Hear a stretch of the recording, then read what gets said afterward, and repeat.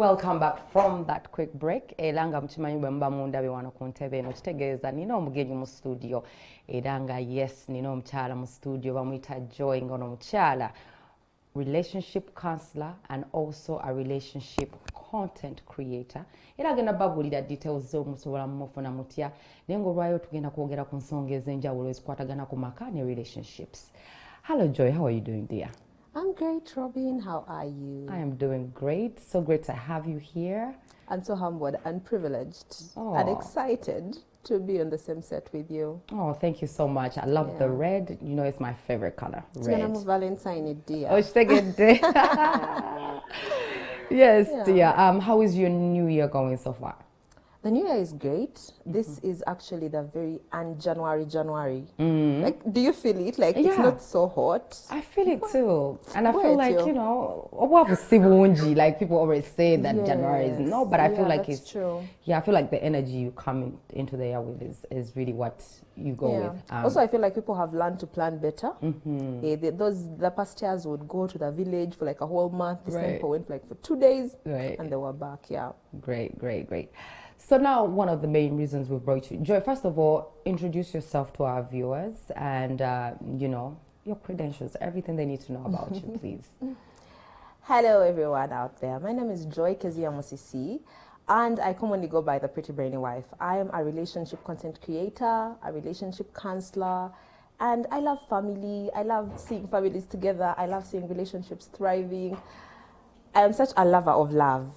Like, I feel like anything can be worked through, any situation can be solved.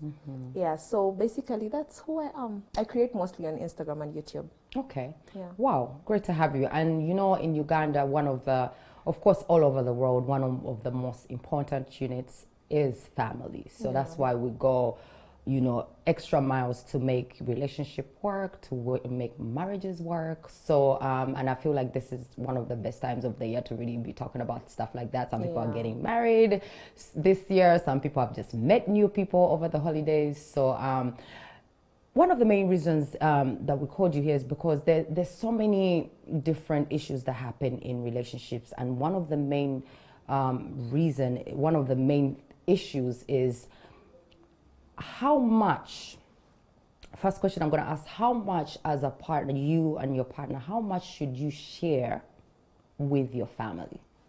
Especially when it comes to family secrets, the two of you, whatever is going on in your house, how much of that should you share? Because this comes from an incident that have happened where people have shared too much or too little.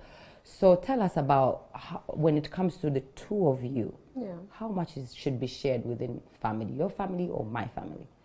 So Robin, I'm a Christian, first of all. Yes. And you know, when the Bible is describing the setting of a marriage, it describes that a man leaves his father and his mother, a woman, okay, don't talk about the woman, but basically you know that, you leave your mother and your father and you're united to your partner and you become one. It means that there is no room for your former families getting in the way of what you're doing, of what your plans are, of what your problems are. Personally, I believe if it gets to a point where you have to involve your parents, okay, it's at that point where, I'm not going back to this marriage. Right. Because the thing about our parents, our sisters, our brothers, is that they never forget. They love us too dearly that when they look at this other person that's treating you in a certain way, even when you guys solve your issues, they're always going to be like, but that guy, he's pretending. We know the real him. Right. And that's you and your guy. You're very cool. Everything, you know, is moving on smoothly. So I believe that couples should not have to get to a point where they have to involve their families in their issues, especially problematic issues. All right. Now, I learned the hard way when it comes to that, because I ended up sharing information about my man to my sister, who up to now has not accepted that we're back together because of what I shared. So I really understand what you mean. Now, in that instance, as a married couple or a couple in a relationship, if we're having problems, who should we go to? Because sometimes it reaches a point whereby the two of us maybe cannot solve the issue if we don't have a third party. So where should someone go, or who should they talk to in case the woman or the man needs someone to talk to as far as resolving whatever issue it is? So Robin, first of all, I believe personally that as a couple, you know each other best. Before you even bring in a third party, you know each other best. And usually what I advise when I'm dealing with couples before they actually get married is to actually learn more about not just each other, but how different sexes relate. Okay? So for instance, as a woman, okay, I have to feel emotional love. Right. Somehow, you cannot forget my birthday. You cannot forget to give me flowers on Valentine's. For a guy, their love is a lot logical. Like, if it doesn't make financial sense, maybe they're okay with you not doing anything for them. You know that there are a lot of men, let's say, who have like work-at-home wives or stay-at-home wives, for that matter, and they don't even mind even if they don't get anything for them or do anything for them, because for them they're like, okay, as long as she's here at home and you know she's doing whatever she needs to do for the home, I'm fine with that. So one of the biggest problems for couples is that they do not learn about each other's sexes. Like, as you as Robin, learn how men are in general. Like, yeah, your partner might be an exception to the general rule, but at least learn the basics of what men and relating with men looks like. On the other hand, let men also learn what being a woman feels like, or how women communicate. And for me, I feel like those communication conflicts actually are the biggest gist of marital issues. For instance, men naturally communicate either by denying or dismissing the issue altogether, or becoming defensive. I didn't do it, I don't know. Or by debating. They have to find a way to go back and forth. Okay. On the other side, women communicate emotionally. We lay down our egos. We're trying to be as motherly, as nurturing as we can. We're trying to correct faults. Yeah, we are correctors. So if, as a woman, I understand that this is how men talk, I'm not going to be offended if I bring up an issue and he's saying that's not an issue. I'll just be like, babe, I know you've understood that it is actually an issue, and please let this not happen again. On the other hand, if he knows that I'm going to try to correct him, it's not going to be a problem if he hears me nagging about the same thing over and over again. He'll be like, that's how women behave. But now, when we don't know those differences, then we start to be like,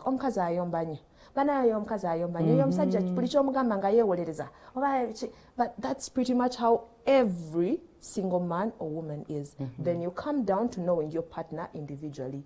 Like, who are they? What are their likes? What are their dislikes? I like to take couples also through temperament tests, because there are 4 temperaments. You're either sanguine, a choleric, a melancholy, or a phlegmatic. So you'll find that sanguines are us, the loud, bubbly type. Yeah.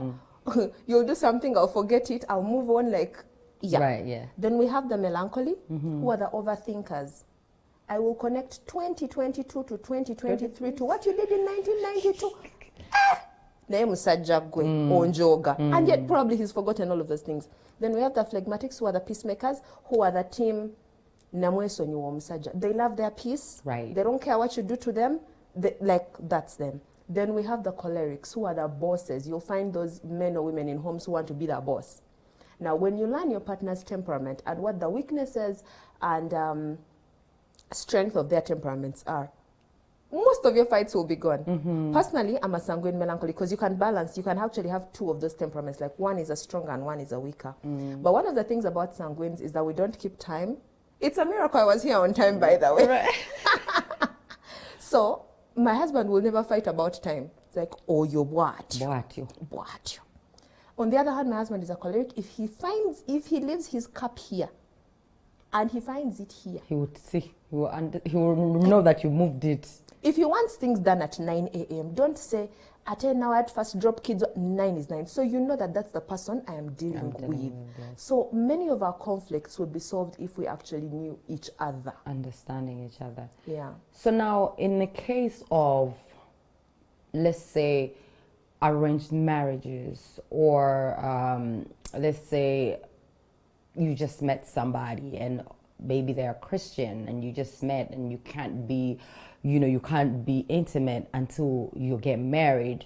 So in instances like that, when you marry somebody before you know them, what must you do when you enter? Because I'm sure here in Uganda, especially Africa, there are many relationships that we just jump into without really knowing the person whatsoever. In that instance, what should you do to really get to know this person after you've married them?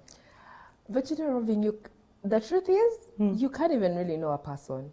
Do you know that there are couples who have problems like after 20 years and they're also in shock, like, I didn't know this man was like this. This is a reality check. You know, a lot of us usually tell people, oh, there are red flags, ignore the red flags and everything. But what if the red flags show up in the middle of the marriage? Right. So you can't really completely know someone, but you take the conscious effort to learn about this person every day. There are certain things that will nag you until you learn that this is who this person is. And it doesn't matter how in love you are. Certain things, you have to lose some battles in order to win the war. So you can't keep fighting about certain things every day. That's how we learn. We learn by unlearning. We learn by questioning. We learn by teaching. You teach someone something, they tell you, no, that's not how I grew up. This is probably what I know. And then we're like, okay, so let's try to compromise and balance the two. So the learning never ends. So even when you're in an arranged marriage, yeah, you've started late, but yeah, you can catch up. You can catch up. Yeah. Wow. Now, we are in a country where stuff like, for example, domestic violence.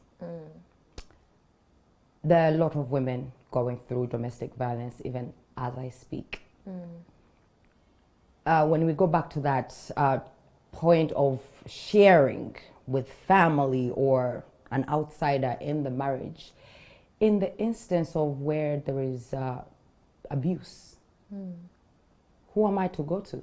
Because here in this country, I believe even the law enforcement does not really take those issues seriously. So like if I can't go to my mom or dad or brother or sister, who should I go to? Because sometimes some women want to stay in the marriage, but they don't want to be beat. They don't want to be a punching bag. What must they do?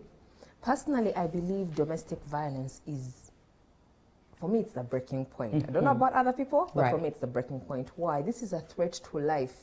Exactly. My university course was law. And one of the things that we studied in law was something called the eggshell test. And it was, that simple definition was that you treat everybody as you find them. So on a random day, you can slap someone and they'll just have a headache, but you can also slap someone else and you can unalive them all together. Exactly. So on one random day, something will be wrong with your body. Someone will just push you to the wall like this, and you will go. So me, if you as much as raise the finger to say, by the way, Nja, before you finish the kukuba, I am back at my parents' house. I am loved, and I do not want to go back in a coffin. I have children. I don't want my children to grow up motherless. But in the event that someone wants to actually stay in that marriage, I think that is the time to involve a third party. Right.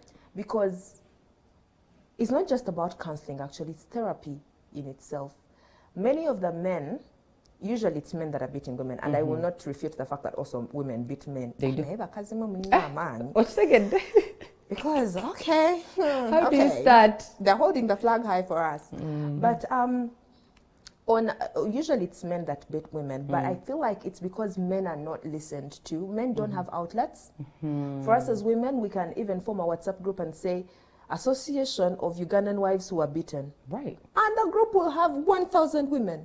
And we will be wallowing in our sorrows every day, encouraging each other, giving ourselves support. On the other hand, men cannot do that. And also the way that we are raising our boy children, we're telling them, you're a boy, don't cry, don't do this, don't do that. So they're stifling in their emotions. Yes. And so it gets to a point where as adults, they are handling childhood traumas. They were bullied or beaten, but never allowed to express their emotions. Then they know that they are men. First of all, how do you even go and tell your friends, oh, my wife has done this or that? So there. Then they have their ego. Anything you do, probably they feel like they're being disrespected. Right. So there's a lot of things that come into play. And then also we cannot ignore the fact that Tewari said. Yeah. Because the way men are built, money is a very important factor for them. It's part of their power. So it's a big trigger for them when they find themselves in a situation where they're economically disadvantaged.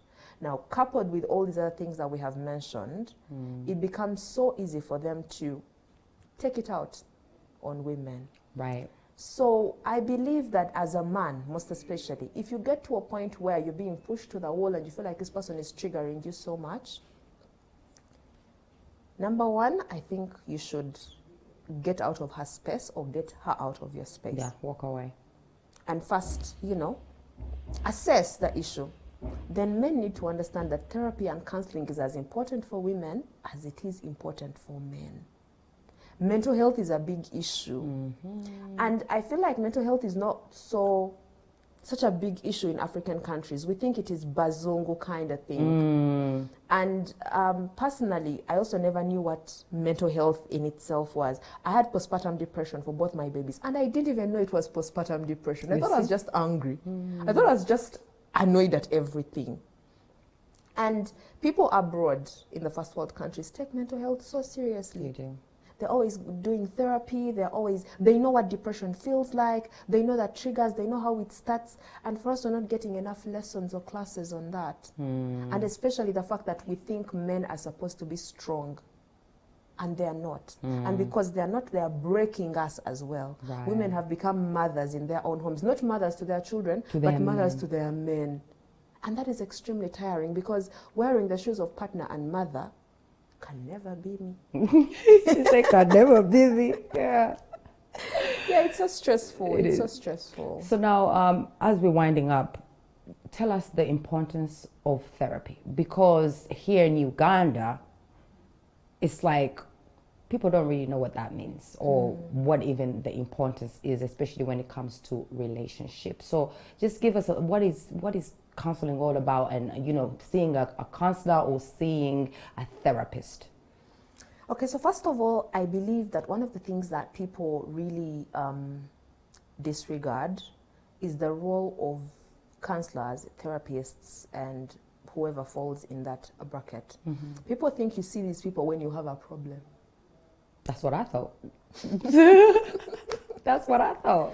No, you see these people periodically to unpack. Because over time, you can have a build-up of emotions from so many places that someone will do something really small to you in your relationship and it will be a breaking point for you. Let me give you an example.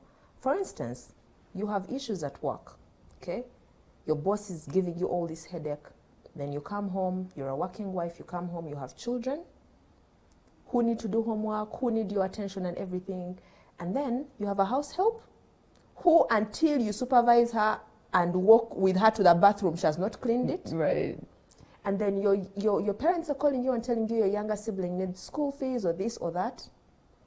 And then you have a friend's baby shower coming up, another friend who you're going to be a maid of honor to. Right. So basically you have like everything around you like that, okay? And then it's on that day that your man comes back at 11 p.m. because he's been out with his friends. Right. He's not done anything wrong. Basically, because even you could have been out with your friends. But because you have a lot going on, and these are unmanaged emotions, you're going to take them out on him. So it's like a trigger point, yeah. Yes, so I feel like as Ugandans, we need to learn that we need to go to for therapy or counseling, not just when, we've reached the breaking point.